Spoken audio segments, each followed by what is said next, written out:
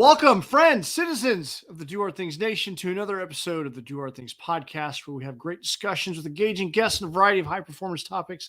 And in today's episode, I'm going a little off the cuff today.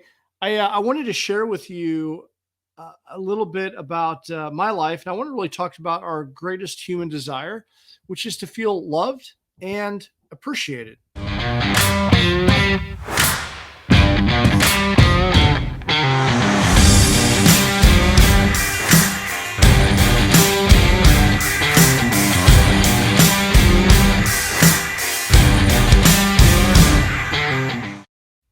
And so I want to talk about the topic of relationships. We all know that or maybe we all don't know, but most of us know that HARD actually has an acronym. It's the 4 major lines of effort in your life. It's your health and wellness, affluence and wealth, relationships, and development and career. And I want to kind of hone in on relationships in the component. There's categories of relationships. There's your partner, your lover, your immediate friends, your family, and then your friend pool, and then, other relationships like, coworkers and acquaintances and things of that nature. But I want to focus in on the topic of our romantic partner, our love, if you will. And, but before we get into today's topic, just a couple housekeeping notes. Please subscribe so you're notified of future episodes. If you're listening to us on Apple or Spotify, please take a few minutes and leave us a review. And if you're not aware of this, I also have this on, I have the video version on YouTube. So go subscribe over on the YouTube channel and share this with a couple of your friends. You probably know someone out there that could benefit from today's episode and just the podcast in general, as we talk about a lot of high performance topics and a variety of things that will improve your life. And so take a screenshot, share it with a couple of your friends. This episode is sponsored by DHT Coaching and Consulting, LLC, which is led and founded by yours truly. I offer one-on-one coaching, group high-performance leadership workshops. We have the Forge Mastermind, which is a gold-crushing community. And we have multiple meetings a week in there to help people crush their goals and teach. We go deeper. If you think the podcast is good, then I would encourage you to come check out the Mastermind.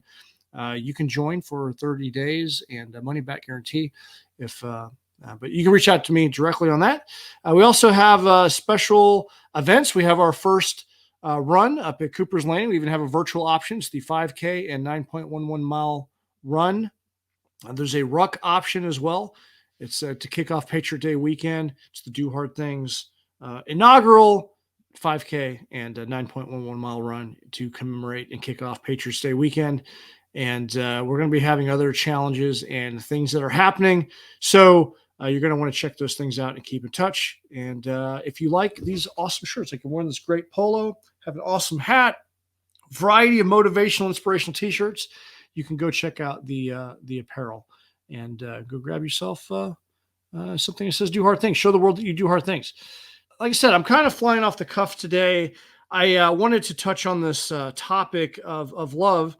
And just to kind of give you some inside baseball on my life. So I am not a trained. I'm a certified high performance coach, and I have a lot of experiences in leadership and a lot of certificates and training. I do have nothing in regards to relationships, but what I do know is from my own failings and shortcomings, and from being involved in other trainings, I have learned a tremendous amount. So I want to share with you some wisdom. But before I do, I just wanted to say that this past week was very special. Lacey and I had decided to go and jump out of a perfectly good airplane. It was on her bucket list item, so I gifted that to her for her birthday. Which was back in January, and it's the month of August. We're just now getting around to it. But I took that opportunity to also propose to her. And for both of us, this is not our first marriage. And we wanted to do something a little bit different and unique. And in tradition of the Do Hard Things spirit, she jumped out of the plane. And we have amazing. We captured the moment on video, and it was remarkable. And we survived the jump, and she said yes. So I'll chalk that up as a epic win. And she is an amazing woman. Now, Lacey is not my first relationship. I have had, previous relationships, and I think, most people have had numerous relationships, and I've learned some things along the way. And I want to kind of share with you some of the things that I've learned, give you some strategies and techniques from an article that I read, 7 evidence-based strategies to help you kind of rekindle your relationships and get focused on there. Give you some journal prompts to think about, and I got a little parable at the end, the parable of love and time that I'd like to share with you.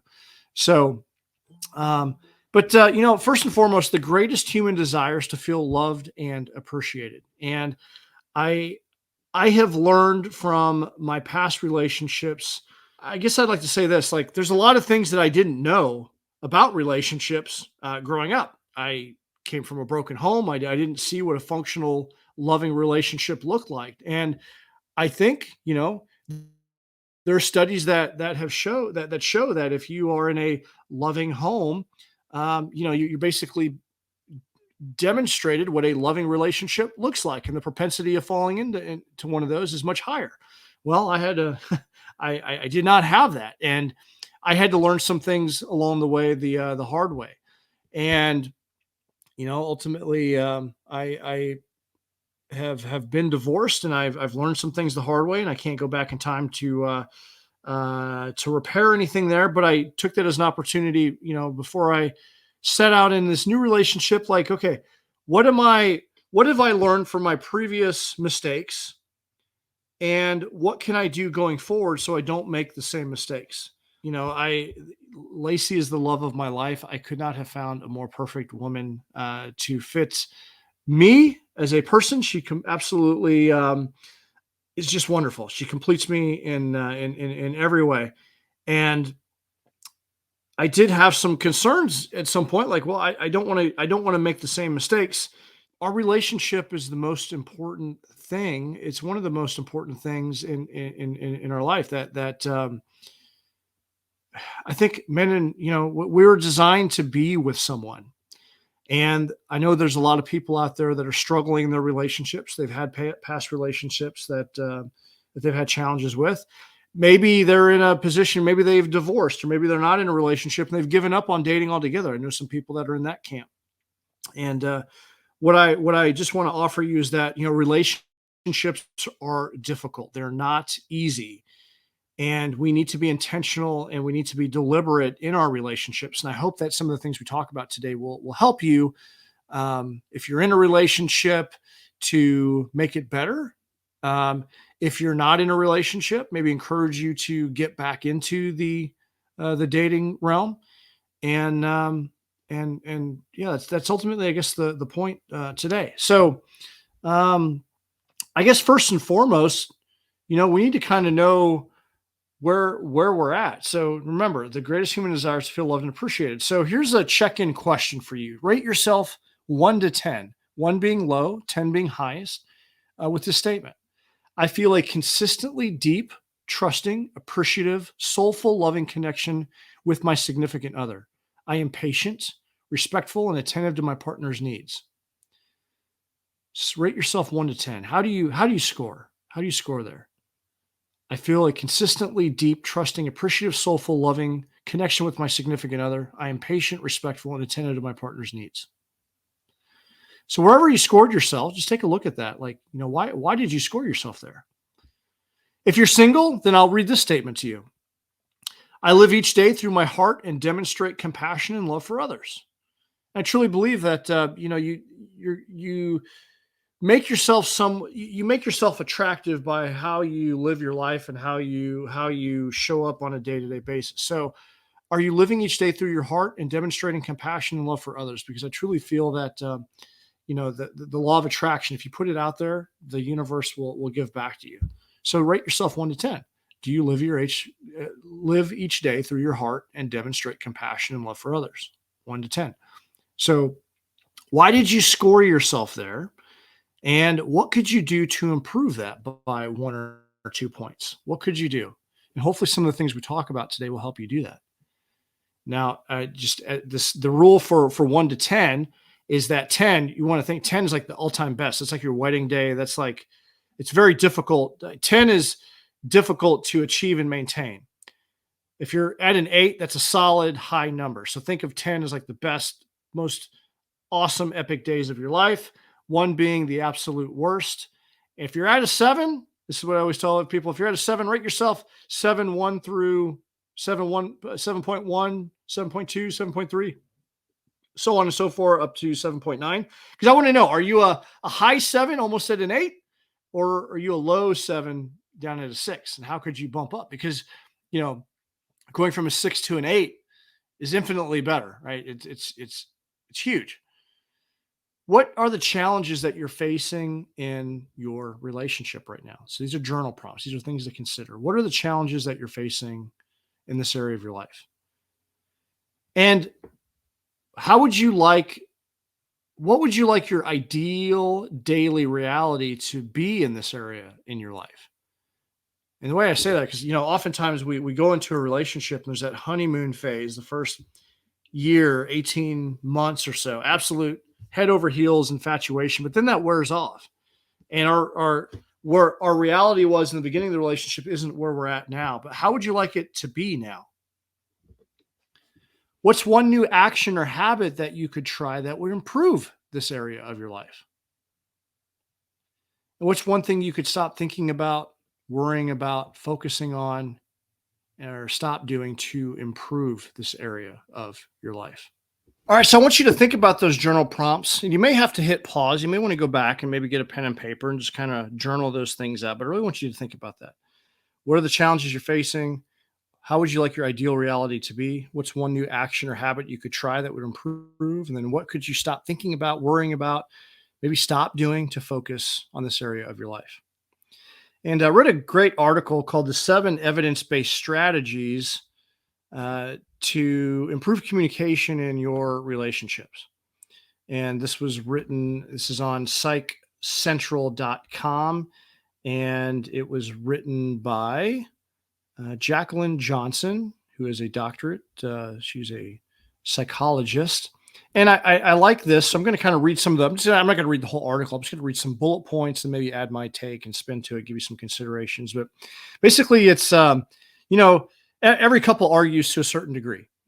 And, as arguments become more frequent, and as a relationship matures and you're in that point where you're arguing more often than you'd like, you might have difficulty conveying your needs, and it might be a time to reassess your ba- your habits in your relationships. Because we've talked about this a lot in this podcast about your habits can really define you. A lot of your habits you don't even realize that you do. So hopefully this will give you some awareness in some of your habits in regards to your relationship. And ultimately, when the relationship really starts going south, it can kind of feel hopeless if when we start keeping score with one another and things can't be resolved. And when needs aren't being met by one side or the other, we start keeping score on that, and we get frustrated and the arguments become more and more common. We start spending more time away from each other. We really start butting heads, and that it's a cycle, and at some point it becomes like too late to repair the relationship.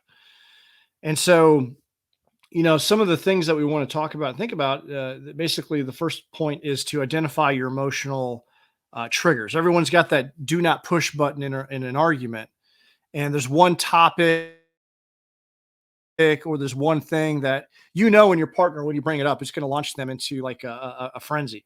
And oftentimes, in that scorekeeping, we bring up something that had happened in the past, and people can do that on purpose to try to win the argument or hurt one another. And that is definitely toxic. You don't want to do that. And you want to, if you're in that position, the receiving end of that, what this is saying is identifying your emotional triggers so you don't go off the deep end, and maybe this will enable you to improve your communication. And so what are your emotional triggers? What are the hot topics that when they come up, it's going to, be that do not push button. And instead of having awareness of that enables you to, when that button is pushed, to pivot and maybe not have as deep of a reaction so you can communicate more effectively. So And the second point is know when to yield. And that's when you're in a conflict or an argument, knowing when to stop and redirect the focus of the conversation. And sometimes we want to, I think naturally we want to win arguments. And sometimes that we take things and we word things so strongly, we push the other person so hard and try in an attempt to win the arguments and hurt the other person in the heat of the moment. And sometimes we just need to know when to yield. Like, do we need to really go for the win on this argument? Um, and being able to break and downshift and reassess your feelings is just a better way to be able to pivot and have a better conversation. So when things are getting heated, see if there's an opportunity to know when to yield, slow the tempo of the conversation, realize that there could be a trigger button, that do not push button coming up, and realizing that when that happens, you're making the decision that, what, I'm not going to lose emotional control. Maybe it's when knowing when to yield is like going for a walk when things get to a certain point, and knowing when to break contact and coming back to reassess. That would give yourselves both a chance to breathe, reassess, and revisit. So knowing when to yield. The third bullet point they talked about is like being curious. And I like this. There's a great book called Curiosity. And the whole point of it is really being curious about, knowing your partner. And, there's, there's the reason you chose your partner is because they're pretty special to you. There's things that piqued your curiosity. But, are we being intimate enough, and are we getting curious enough in our continuous pursuit of them and understanding them in our communication? And but being curious about them and digging deep, it allows you to be more intimate with them and get to know them at a deeper level. And enables you to connect with your partner, and being curious about their day and their thoughts and their desires, and getting really deep in that area.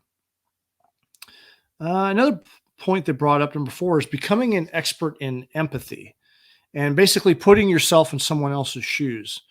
And empathy is just more than just acknowledging someone's feelings, but it's understanding how those feelings influence their actions. And when someone feels listened to and heard and understood and empathized with, they're more likely to continue to open up with you and share more, which leads to more intimacy and a closer connection between the two people. If you feel like you're being shut down, well, you're not feeling heard and understood. And we need to feel heard and understood. And when we don't feel that we're heard, we feel like we shut down. And that's not a good place to be. And over time, when you shut down, this can erode a relationship and pushes it in surface level communication versus that deep connection that we need. And it increases emotional separation when we're not having those deeper connections. So being empathetic, being heard, being listened to, being understood. Another bullet point was be slow to anger, quick to listen. So sometimes we get in the habit of arguing, tempers flare, egos inflate, and we go to war with the other person. That heated argument can feel like an ongoing battle, but we need to really hear our partner. And sometimes we allow our anger to cloud our ability to listen and be truly present. And when we don't listen to our partners, we deny them the opportunity to feel validated and feel loved. And your relationship can't move forward if you're still fighting someone from the past. So be slow to anger, be quick to listen. And this is definitely for the guys out there listening. Guys are quick to jump in, solve problems with logic. And oftentimes, women, they kind of know what they need to do. They just want to hear, they just want someone to hear them. They want to be listened to and understood. So men in particular, slow down and listen And I got to catch myself. I catch myself to slowing down because especially as a coach, I'm quick to tee up questions and help them solve their issues. And sometimes I just need to just shut up and listen. Just shut up and listen, Jay. Just shut up and listen. um, and then the final point is, you know them best, so why not anticipate their needs?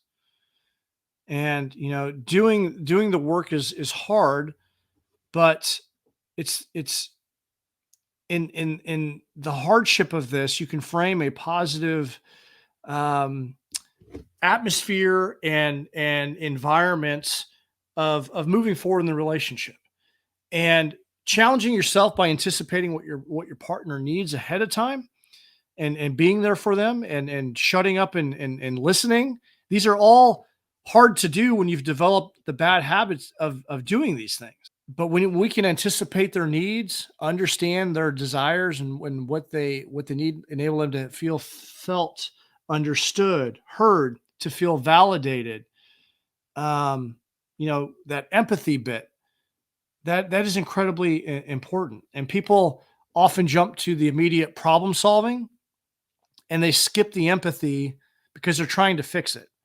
And oftentimes it comes from a place of love. We want to help the other person, but they just need to feel heard and validated and understood. And so it's just a matter of communication and slowing down. So, and then, one thing I want to remind everyone is that, and I wish I would have known this earlier in my life, is, the five love languages. Do you know your partner's love language? Do you know your own love language? And your children have a love language. Everyone has a love language. And there's a great book called The Five Love Languages. And they're broken down into one of these five things: words of affirmation, so like praising someone; acts of service, like doing something for someone; gifts; quality time; and then physical touch.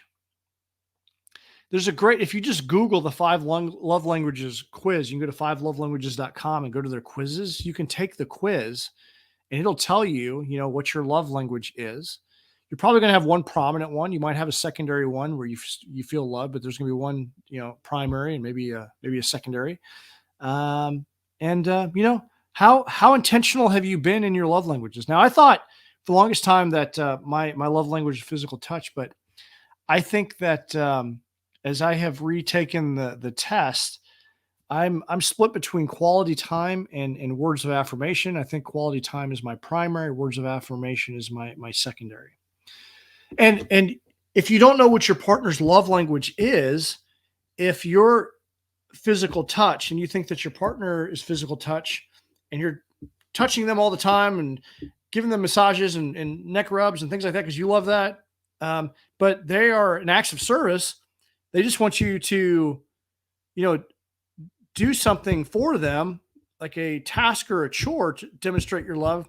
It can feel frustrating because you're thinking that you're showing love and appreciation, but they're not feeling it at the same level. So because you're investing you're depositing in the wrong bank account, if you will. So put the deposits, you got to know what their love language is and make the proper deposits in there. So this is critically important. I wish I would have known this a long time ago, that there are five love languages, and knowing my own. And, I had my kids take the test and they each have a different love language. And I noticed that when I started depositing into their, with intention, I would start to get love back in their way. And they felt better. And so it was an interesting conversation to have with them. So I would recommend that you have everyone in your family take this quiz and find out what their love language is, and then you can show up with intention and be more efficient. So, all right. So we kind of talked a little bit about. We did a check-in reflection.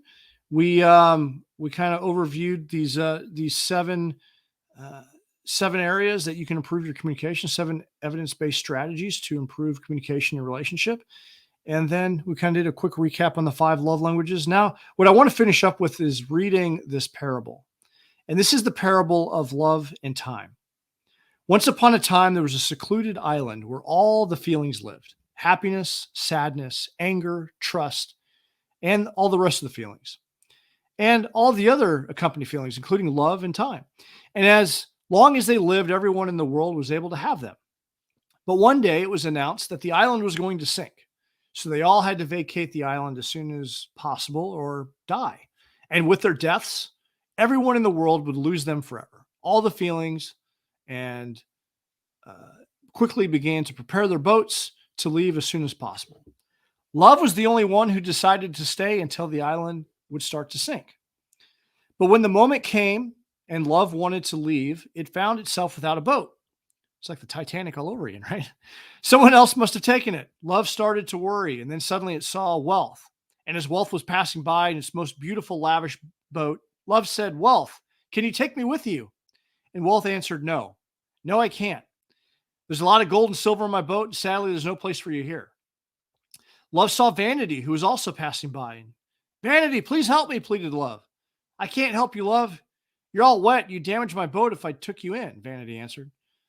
Sadness was close by, so love asked for help. "Sadness, let me go with you." Sadness unwillingly responded, "Oh, love, I'm so sad that I prefer to go alone." Happiness passed by love, but she was so happy and cheerful that she didn't even hear when love called for her. Love was in disbelief. It was doomed to go down with the island, but then suddenly there was an elderly voice. "Come, love, I will take you." So love became so happy that even he forgot to ask the elder her name. And when they arrived at dry land, the elder went on her way. Love came across knowledge and asked him if he knew who the elder was that had helped him. "It was time," answered knowledge. "Time? But why did time help me? Of all the people, why did time?" "Well, because only time is capable of understanding how valuable love is," answered knowledge. Love and time became inseparable, even though many people forget about the importance of them together and ignore one when taking care of one another. And the moral of the story is love is simple at the beginning. It gets tougher with time. And if it's not attended with attention of both, and in this case, time only strains the relationship. Love and time are two important elements of a relationship, and both, once lost, will never return. So I hope that I hope the topic to today served you. I hope that it's beneficial for you. I've made a lot of missteps in my life, and in an effort to not make the same mistakes again, I have studied relationships, and I vow to not make the same mistakes that I made in the past, because I just want to feel loved and appreciated. And I found an amazing woman, and like I said, I'm doing my best to be intentional and show up and not make the same mistakes that I've made in the past. And if you're struggling in this area, I just encourage you to lean in on it. Relationships are hard, but there are strategies that you can incorporate. And by all means, don't be so prideful that sometimes we just need a tune-up. We need to get a counselor or that third party that can mediate and give us some guidance and some things to work toward. So our relationships are incredibly important to our happiness. It's the greatest human desire. And, we will often do more for others than ourselves. And if you're having a challenge in this life or in this area of your life, I just encourage you to don't escape from it, lean in on it, face it, tackle it, and improve on it. And because relationships aren't even keel, you're either improving or they're in decline. So you've got to tend to it. So just like a garden, if you don't tend to a garden, what happens? Weeds grow no matter what you do. So, all right. Well, that's it for this episode of the Do Hard Things podcast. I'd love to know what your feedback is. What did I miss? What did you appreciate about today's episode? In the meantime, keep doing hard things. We will see you guys in the next episode. Thank you for listening to today's episode of the podcast. If you like this podcast, be sure to subscribe so you're notified of future episodes. I would also love to know, what is your takeaway? What insight did you get from today's episode? You can screenshot this, send it to me on social, post it on social, tag me, and when you share like that, someone else out there may need to hear this message today. Only 10% of people are engaged in personal growth and development, and there could be a nugget here that could put someone on a positive trajectory. So feel free to share that, tag me in it, send me a direct message, send me an email, let me know what your thoughts are. And you can connect with me on all social media. You can send me an email at jay@jtiegs.com.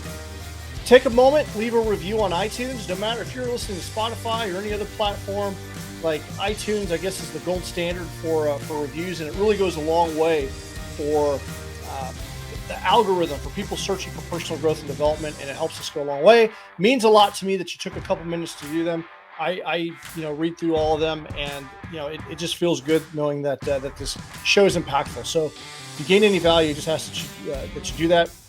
If you want to level up, you want to take the next step in your personal growth and development, you can go to jtiegs.com, jaytiegs.com. We got a variety of options. We got one-on-one coaching, high performance coaching through the High Performance Institute, certified high performance coach. We've got a few different curriculums that I take people through. I also do group coaching. If you have an organization that needs a speaker, or you want a live workshop, I can come in and deliver some training to you and your organization. We also have the exclusive Forge Mastermind group that is an elite community of like-minded people that are growing together. And we have a weekly call there, and we're going to be rolling out new content for that. And then also we got apparel. So we've got go to dohardthingsapparel.com.